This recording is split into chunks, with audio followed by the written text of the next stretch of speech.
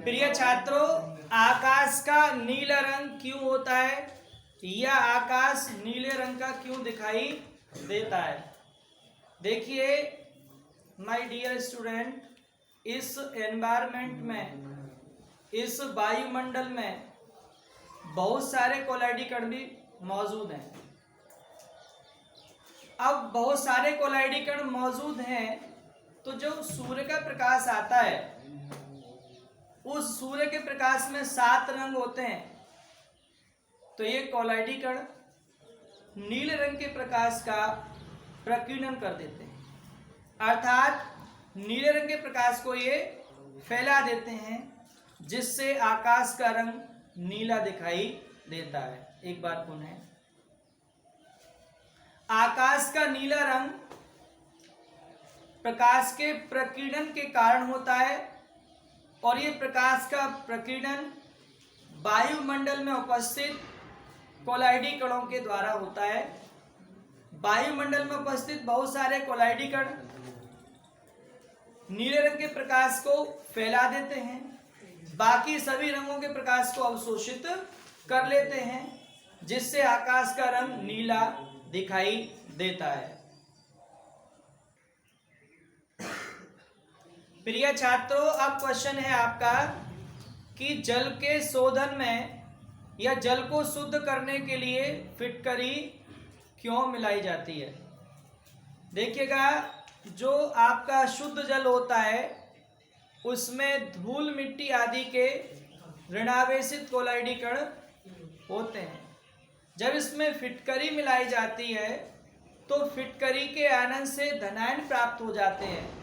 वो धनायन धूल मिट्टी आदि के ऋणावेशित कोलाइडी कणों के आवेश को समाप्त कर देते हैं, जिससे वो धूल मिट्टी के कण परस्पर अवक्षेपित होकर नीचे बैठ जाते हैं और शुद्ध जल ऊपर आ जाता है। देखिएगा, नेक्स्ट क्वेश्चन है आपको कि बड़ी बड़ी चिमनियों में धातु का ठोस गोला क्यों लटका दिया जाता है?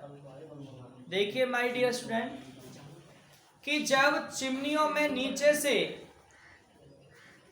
धुआं निकलकर ऊपर आता है तो धुएं में कार्बन के ऋणावेशित कोलाइडी कण होते हैं।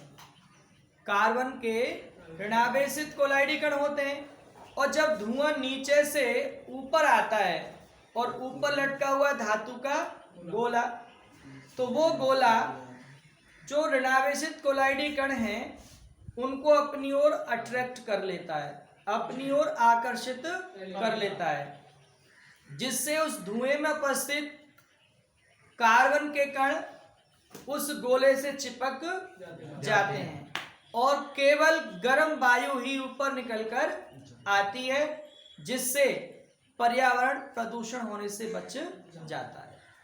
एक बार पुनः,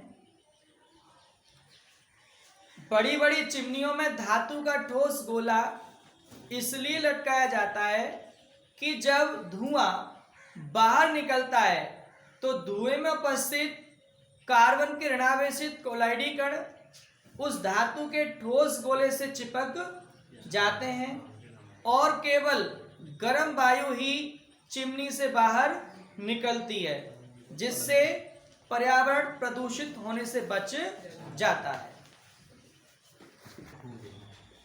कृत्रिम वर्षा, आर्टिफिशियल रेन, ये कृत्रिम वर्षा कैसे होती है?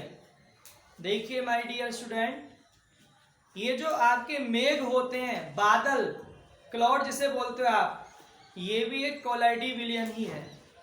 क्या है बादल? बादल भी क्या है? कोलाइडी विलयन है। इसमें भी बहुत सारे कोलाइडी कण मौजूद हैं, अर्थात वाष्प के कण। आपको पता है भाई, ये नीचे वाला पानी वाष्पित होकर ही तो ऊपर जाता है, उन्हीं से तो बादल का निर्माण होता है। जो समुद्र का जल है या जो खुला हुआ जल है, जब वो वाष्पित होकर ऊपर चला जाता है पर्यावरण में, वातावरण में, तो उसे क्या कहते हो? बादल, मेघ। तो वाष्पित जो कोलाइडी कण हैं ये वातावरण में मौजूद है ये पर्यावरण में मौजूद है।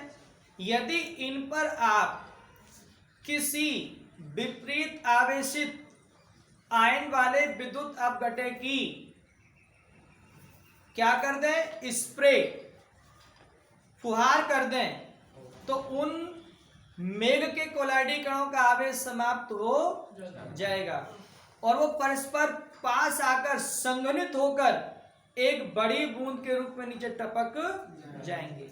एक बार पुनः सुन लीजिए। कृत्रिम वर्षा या आर्टिफिशियल रेन कैसे होती है? बादल या मेघ भी हमारा एक कोलाइडी विलयन है।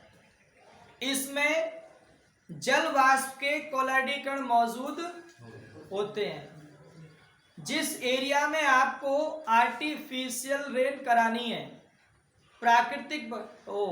कृत्रिम वर्षा करानी है, उस एरिया में, उस क्षेत्र में आप किसी विपरीत आवेशित आयन वाले विद्युत अपघटक की स्प्रे कराएंगे। जब उन विद्युत अपघटक की स्प्रे कराएंगे तो वहां पर जो भी जल वाष्प के कोलाइडी कण होंगे उनका आवेश समाप्त हो जाएगा और वो परस्पर पास आकर संघनित होकर बड़ी बूंद के रूप में नीचे गिर जाएंगे। यही कहलाती है कृत्रिम वर्षा या आर्टिफिशियल रेन। अब my dear student, next question है कि अधिकांश सिरप और अधिकांश औषधियां कोलाइडी अवस्था में ही प्रयोग की जाती हैं, आखिर क्यों? या कोलाइडी अवस्था में औषधियां अधिक प्रभावी होती हैं, क्यों? अब सुन लीजिए।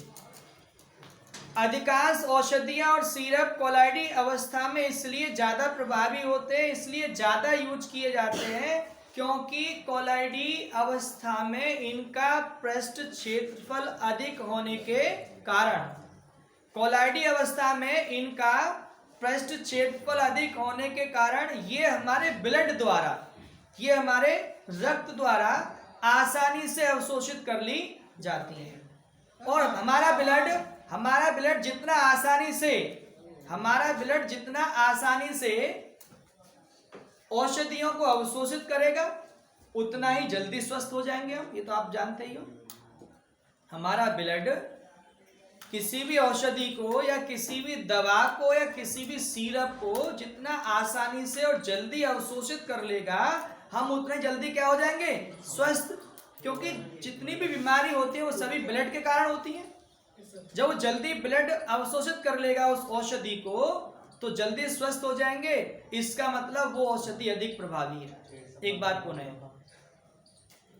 जो कोलाइडी अवस्था में औषधि सिरप होते हैं उनका पृष्ठ क्षेत्रफल अधिक होता है, जिससे वह हमारे रक्त द्वारा, हमारे ब्लड द्वारा आसानी से अवशोषित कर लिए जाते हैं और हम कम समय में स्वस्थ हो जाते हैं। इसलिए अधिकांश सिरप और औषधियां कोलाइडी अवस्था में प्रयोग किए जाते हैं।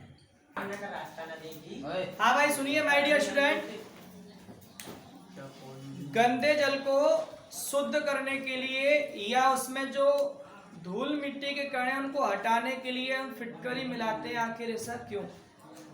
देखिएगा, जो गंदा जल होता है, जो धूल मिट्टी के कण होते हैं वो ऋणावेशित कोलाइडी कण होते हैं। जब इसमें फिटकरी मिलाई जाती है तो फिटकरी के आयनन से प्राप्त धनायन धूल मिट्टी आदि के ऋणावेशित कोलाइडी कणों के आवेश को समाप्त कर देते हैं, जिससे धूल मिट्टी के ऋणावेशित कोलाइडी कण परस्पर पास आकर अवक्षेपित हो जाते हैं और वो नीचे बैठ जाते हैं, जिन्हें छानकर अलग कर दिया जाता है। इस प्रकार अशुद्ध जल को फिटकरी मिलाकर शुद्ध किया जा सकता है।